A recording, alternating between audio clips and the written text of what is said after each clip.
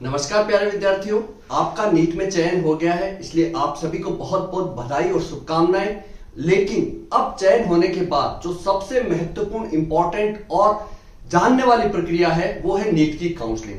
तो आज हम आपके साथ इस वीडियो में नीट की काउंसलिंग कैसे होती है, कितने प्रकार की होती है, कितने राउंड होते हैं, ऑल इंडिया कोटा क्या होता है और स्टेट कोटे की काउंसलिंग किस प्रकार होती है, उसकी सारी जानकारी आज हम इस वीडियो के माध्यम से आपके साथ शेयर करेंगे। तो आप हमारे साथ बने रहिए और साथ ही आप सभी का बहुत बहुत धन्यवाद कि आपने हमारे मेडिकल कॉलेज से संबंधित जो पूर्व के वीडियो है उनको बहुत पसंद किया।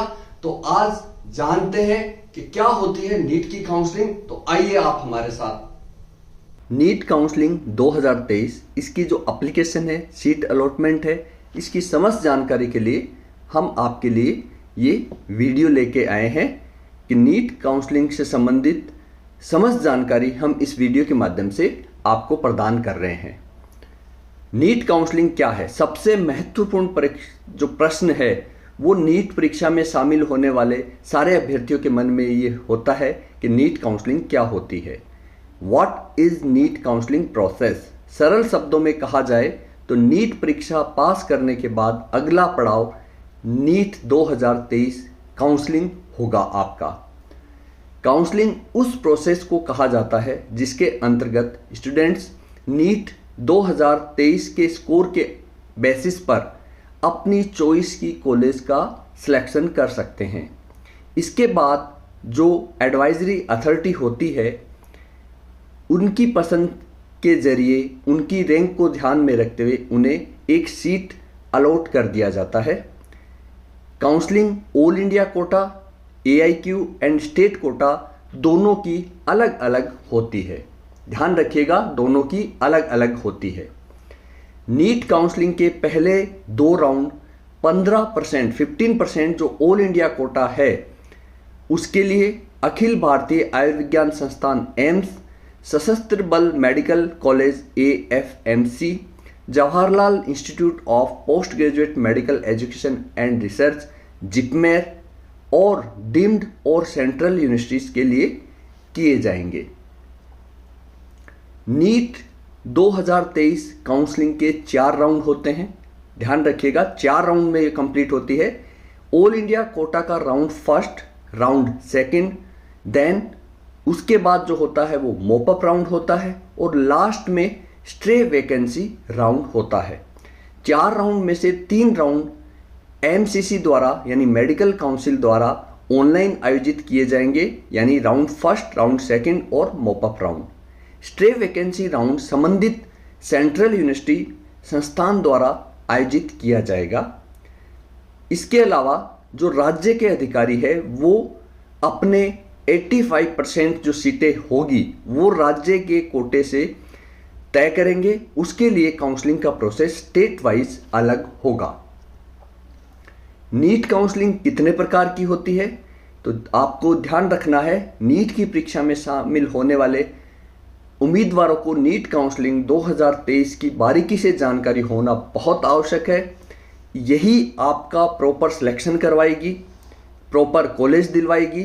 तो इस सेक्शन में हम संक्षेप में जानेंगे कि नीट काउंसलिंग कितने प्रकार की होती है, how many types of NEET counselling are there. तो नीट काउंसलिंग जो है वो 2 प्रकार की होती है। सबसे पहली अखिल भारतीय कोटा सीटें यानी ऑल इंडिया कोटा सीट्स। सभी सरकारी मेडिकल और डेंटल कॉलेज में 15% सीटें ऑल इंडिया कोटे के लिए निर्धारित होती है। इसके अलावा Delhi university, AIIMS, JIPMER, BHU, AMU सहित केंद्रीय और डीम्ड यूनिवर्सिटीज और राज्य बीमा निगम ESIC और AFMC की सीटों की सभी सीटों के लिए ऑल इंडिया कोटे नीट 2023 काउंसलिंग की प्रक्रिया के माध्यम से भरी जाती है। नीट काउंसलिंग 2023 ऑल इंडिया कोटे में क्या क्या शामिल है? सभी जो स्टेट्स हैं उनकी 15% MBBS और BDS सीटें, BHU की 100%, पूरे भारत में एम्स की 100%, जिपमेर की अखिल भारतीय कोटा पुडुचेरी और Karaikal, AMU, DU, BMMC, ABVIMS की Akhil Bharatiya all India seats और दंत चिकित्सा संकाय जामिया मिलिया इस्लामिया की अखिल भारतीय यानी ऑल इंडिया सीट और ESIC की ऑल इंडिया सीट्स, तो इनको ऑल इंडिया कोटे में शामिल किया गया है। उसके अलावा जो स्टेट कोटा होता है वो सभी राज्यों की सरकारी गवर्नमेंट कॉलेज में 85% सीट होती है, उसमें स्टेट कोटा के माध्यम से एडमिशन होंगे। आपको यहाँ ध्यान रखना है कि राज्य में जो निजी गैर सहायता प्राप्त जो गवर्नमेंट को जिनकी हेल्प नहीं मिलती है और कोई माइनॉरिटी या गैर minority medical college dental college है, उनका भी नीट की काउंसलिंग प्रक्रिया के तहत ही उनका अलॉटमेंट किया जाएगा। तो ये ध्यान रखना आपको। नीट काउंसलिंग 2023 की महत्वपूर्ण डेट्स क्या हैं?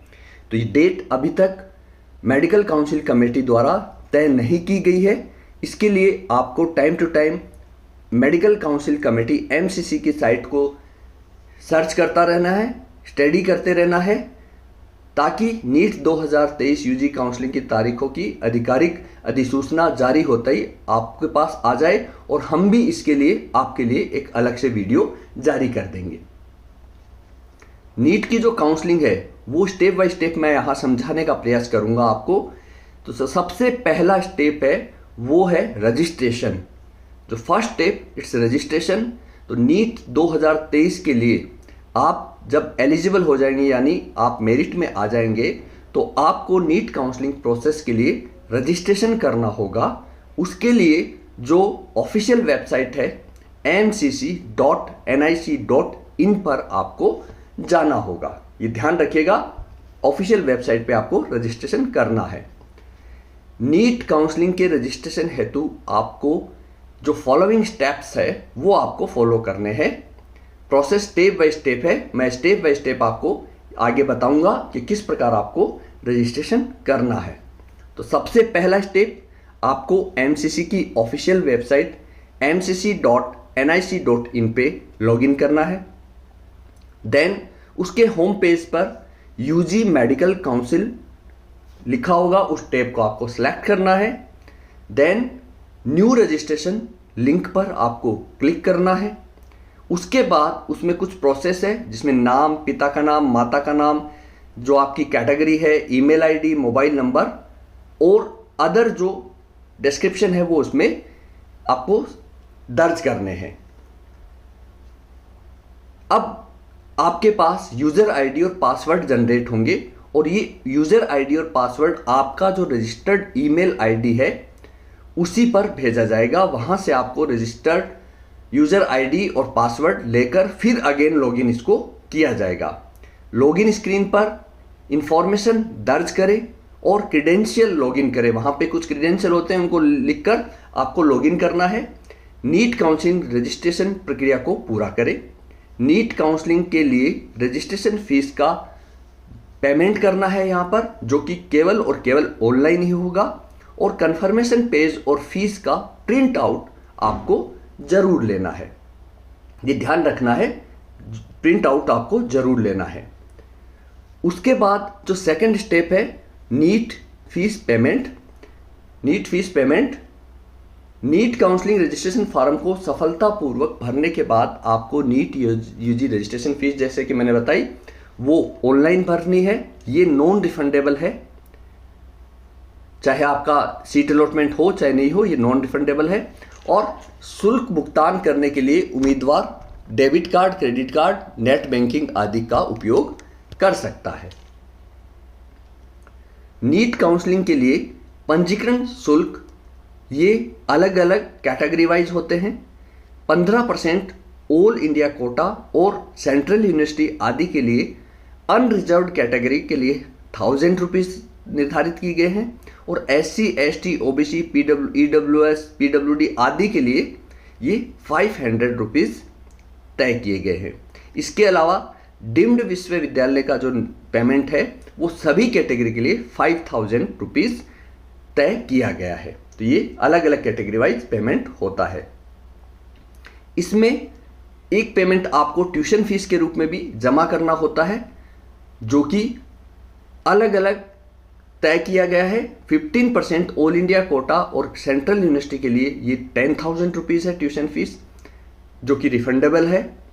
SC ST OBC के लिए 5,000 है, और डीम्ड यूनिवर्सिटीज जो है उनके लिए ये 2 लाख, सभी वर्ग के लिए 2 लाख तय किया गया है, यानी आपको 2 लाख रुपए जमा करवाना होगा। थर्ड स्टेप जो है, अब आपको रजिस्ट्रेशन हो गया, फीस जमा हो गई, अब आपको अपनी कॉलेज की जो चॉइस है उसको लॉकिंग किया जाएगा। इस चरण में आपको अपनी चॉइस का जो पाठ्यक्रम है, आप MBBS में जा रहे हैं, BDS में जा रहे हैं, और अपनी पसंद का कॉलेज सेलेक्ट करना होगा। कैंडिडेट उन कॉलेज की सूची लिस्ट देखेंगे जिनके लिए पात्र है, और फिर वे अपनी प्राथमिकता के क्रम में वरीयताओं का चयन करेंगे। उम्मीदवारों को अपनी पसंद चुनते समय विशेष सावधानी रखनी चाहिए, क्योंकि बहुत बार ऐसा होता है जल्दीबाजी में या किसी और की गलती से आपको नुकसान उठाना पड़ सकता है। इसलिए चॉइस लॉकिंग के वक्त आपको विशेष ध्यान रखना होगा। सभी विकल्पों की एक बार अगेन जांच जरूर कर लें। ये नहीं कि आपने लिखा, भरा और सबमिट कर दिया, जांच अगेन कर लें, क्योंकि एक बार चॉइस लॉक हो जाने के बाद या नीट काउंसलिंग के लिए चॉइस फिलिंग की तारीख खत्म होने के बाद आप इसमें कोई बदलाव नहीं कर पाएंगे। इसलिए ध्यान रखिएगा। नीट काउंसलिंग के लिए चॉइस फिलिंग जो है, ये बहुत बड़ा सवाल है कि नीट काउंसलिंग में विकल्प कैसे भरे जाए। तो जवाब सीधा है, उम्मीदवारों को एक डमी सीट बनानी होगी और वे अपने पसंद के कॉलेज के विकल्प उसमें डालने होंगे। वे पिछले डेटा के अनुसार, जो पीछे के सालों में जो सीट अलॉटमेंट हुआ है, अपनी संभावना को जानने के लिए नीट कॉलेज प्रेडिक्टर एक नेट पे उपलब्ध है, उसका उपयोग आप कर सकते हैं और उन विकल्पों को इसमें जोड़ सकते हैं। इससे आपको पता लग जाएगा कि आप कहाँ स्टैंड कर रहे हैं, कहाँ आपका नंबर आ सकता है। 4th स्टेप, सीट आवंटन, seat allotment. NEET seat allotment की प्रक्रिया में अधिकारी उम्मीदवारों को उनके नीट के जो स्कोर होगा उसके आधार पर, मेरिट सूची के आधार पर आपको सीटें अलॉट कर दी जाएगी। MCC सीट आवंटन सूची जारी करेगा, लिस्ट जारी करेगा, मेरिट लिस्ट, जो संबंधित दौर के लिए उम्मीदवारों द्वारा की गई प्रवेश सीट की स्थिति पर प्रकाश डालता है। सभी विकल्पों और मेरिट सूची को प्रोसेस करने के बाद अधिकारी नीट सीट आवंटन रिजल्ट की घोषणा या डिक्लेरेशन कर देंगे। यानी जैसे ही काउंसलिंग की डेट खत्म होगी उसके बाद सीट अलॉटमेंट की लिस्ट जारी हो जाएगी, आपको पता लग जाएगा आपको कौन सा कॉलेज अलॉट हुआ है। 5th स्टेप, जब आपको कॉलेज अलॉट हो गया तो आपको होगा कॉलेज में रिपोर्ट करना। सीट आवंटन प्रक्रिया के पूरी होने के बाद कैंडिडेट को निर्धारित समय, जो डिसाइडेड टाइम होता है, उसके भीतर अलॉटेड कॉलेज को रिपोर्ट करना होगा। सीटों की कन्फर्मेशन और अलॉटेड इंस्टीट्यूट को रिपोर्ट करने के लिए उम्मीदवारों को, कैंडिडेट्स को 10 से 11 दिन का समय दिया जाता है। 6th स्टेप, शुल्क का भुगतान। अब कैंडिडेट को ट्यूशन फीस का भुगतान करना होगा और अपने प्रवेश को कंफर्म करना होगा। ट्यूशन फीस संस्थान के अनुसार अलग अलग होती है। 15% ऑल इंडिया कोटा केंद्रीय यूनिवर्सिटी, सेंट्रल यूनिवर्सिटी के तहत कॉलेजों में शामिल होने के लिए उम्मीदवारों को, सामान्य वर्ग को, जैसा कि मैंने पहले बताया, 10,000 रुपये, और रिजर्व्ड कैटेगरी के जितने भी कैंडिडेट हैं उनको 5,000 रुपये का भुगतान करना होगा। और इसके अलावा जो डीम्ड यूनिवर्सिटीज़ है उनके लिए 2 लाख रुपये का भुगतान आपको करना होगा।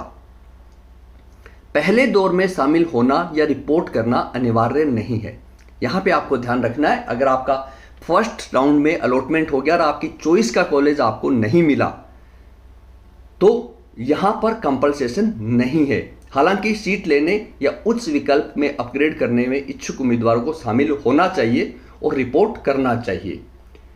जरूरी नहीं है कि आप शामिल हो, लेकिन फिर भी ये सलाह दी जाती है कि आपको रिपोर्ट करना चाहिए ताकि आपकी सीट लॉक हो जाए।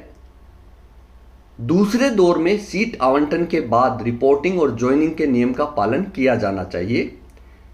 यानी आपको ज्वाइन करना पड़ेगा और वहां ज्वाइन करने के बाद आप छोड़ नहीं सकते। फर्स्ट राउंड में आप छोड़ सकते हैं जब तक कि उम्मीदवार अपनी सुरक्षा जमा राशि को छोड़ने के साथ बाहर निकलने का विकल्प नहीं चुनते हैं। तो वहां अगर आपको सीट अलॉट हो गई है तो आपको सीट छोड़ने के लिए जो आपका जमा राशि है वो आपकी फॉरफिट हो जाएगी, जब्त कर ली जाएगी। आवंटित कॉलेज को रिपोर्ट करते समय उम्मीदवारों को जो दस्तावेज है वो आपकी मूल प्रतियां जमा करानी होगी। ओरिजिनल डॉक्यूमेंट्स जमा होते हैं। क्या क्या डॉक्यूमेंट्स हैं काउंसलिंग के लिए? जो आपका नीट का स्कोर कार्ड है या जिसे हम रैंक लेटर कहते हैं, नीट एडमिट कार्ड, नीट जो आपने एप्लीकेशन भरी थी उस वो लेटर, क्लास 10th से लेकर 12th यानी 10th 11th 12th के स्कोर कार्ड और प्रमाण पत्र जो भी सर्टिफिकेट्स हैं, आईडी प्रूफ या उम्मीदवार की राष्ट्रीयता को नेशनलिटी को प्रदर्शित करने वाला प्रमाण पत्र, 8 पासपोर्ट आकार के फोटो, अंतिम आवंटन पत्र यानी जो आपको सीट अलॉट हुआ है वो आवंटन पत्र, सीट अलॉटमेंट लेटर, जाति प्रमाण पत्र यदि आप रिजर्व कैटेगरी के हैं, और यदि आप पीडब्ल्यूडी के हैं तो शारीरिक रूप से असक्षम प्रमाण पत्र और आधार कार्ड। ये डॉक्यूमेंट्स ओरिजिनल लेकर आपको अपनी कॉलेज में जाना होगा। इसके अलावा अगर आप एनआरआई कोटे से ओसीआई कोटे से अप्लाई करते हैं यूनिवर्सिटीज में तो आपको प्रायोजित दूतावास जो एम्बेसी है उसका प्रमाण पत्र की पासपोर्ट प्रति भी जमा करानी है, और एक आपको हलफनामा जिसमें कहा गया है कि वह पूरी अवधि में खर्च उठाने के लिए सहमत है, और जो प्रायोजक होगा और उम्मीदवार को संबंध दर्शाने वाला शपथ पत्र, ये भी आपको जमा करवाना होगा अगर आप एनआरआई कोटे या ओसीआई कोटे से अप्लाई करते हैं। नीट काउंसलिंग 2023 यहाँ पे कुछ कंडीशंस दी गई है जब्त के साथ। फ्री एग्जिट और एग्जिट क्या है, यानी अब आप कब एग्जिट कर सकते हैं और कब आपकी जब्ती होगी। तो फ्री एग्जिट है वो राउंड फर्स्ट के लिए होती है। यदि किसी उम्मीदवार को राउंड फर्स्ट में सीट आवंटित किया जाता है और आवंटित कॉलेज में रिपोर्ट ज्वाइन नहीं करता है तो उसे किसी प्रकार का पनिशमेंट नहीं दिया जाएगा, सुरक्षा जमा राशि जब्त नहीं की जाएगी। ऐसे उम्मीदवार बाद के दौर में के लिए पात्र होंगे।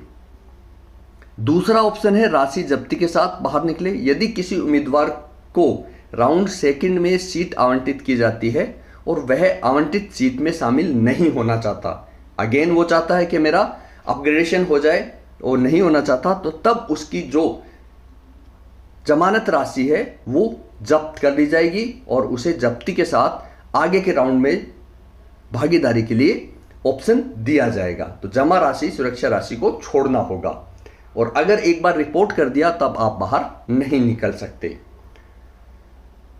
ये एक महत्वपूर्ण है, उम्मीदवार जो दूसरे दौर में आवंटित सीट में शामिल हो गए हैं वे इस्तीफा देने या सीट समर्पण के लिए पात्र नहीं। यानी एक बार सेकंड राउंड में आप शामिल हुए, कॉलेज अलॉट हो गया, कॉलेज में जॉब किया कि आपने रिपोर्ट कर दिया, तो अब आपको अनुमति नहीं होगी कि आगे के राउंड में आप अपग्रेडेशन में शामिल हो सके हैं, और उसके अलावा उन्हें राज्य काउंसलिंग में भाग लेने की भी अनुमति नहीं दी जाएगी। राउंड फर्स्ट और राउंड सेकंड कंप्लीट होने के बाद अगला जो राउंड होता है वो होता है मोपअप राउंड। मोपअप राउंड सारे राउंड के बाद की प्रोसेस है, जिसके जरिए सारे राउंड के बाद छोड़ी गई सीटें, कोई छोड़ के चला जाता है, कोई ज्वाइन नहीं करता है, तो उन सीटों पर एडमिशन दिया जाता है। बेसिकली मोपअप राउंड सभी सीटों को क्लोज करने और काउंसलिंग समापन का एक दौर होता है।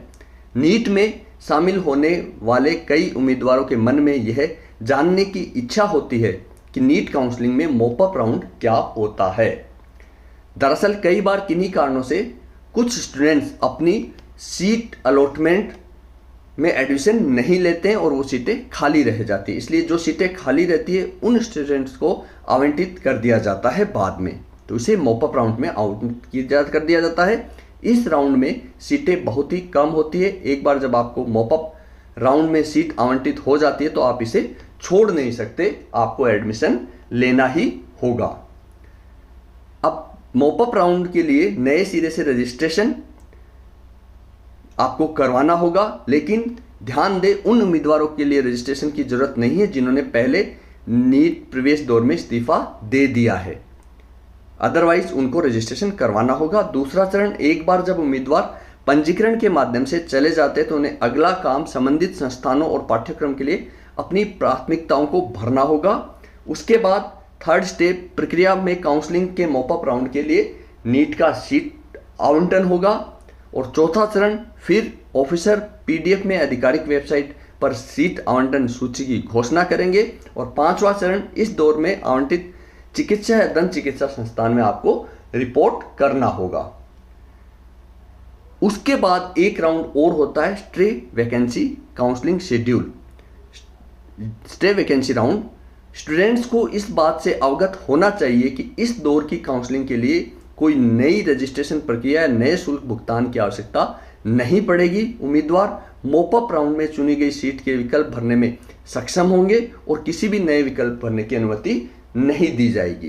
तो ये आपका स्टे वैकेंसी राउंड, तो यानी round first, round second, mop up round और स्टे वैकेंसी राउंड, तो इन सारी प्रक्रियाओं को आपको ध्यानपूर्वक पढ़ना है, क्योंकि आपकी काउंसलिंग ही आपको आपकी पसंद का मेडिकल कॉलेज दिलवाने में सहायता करेगी।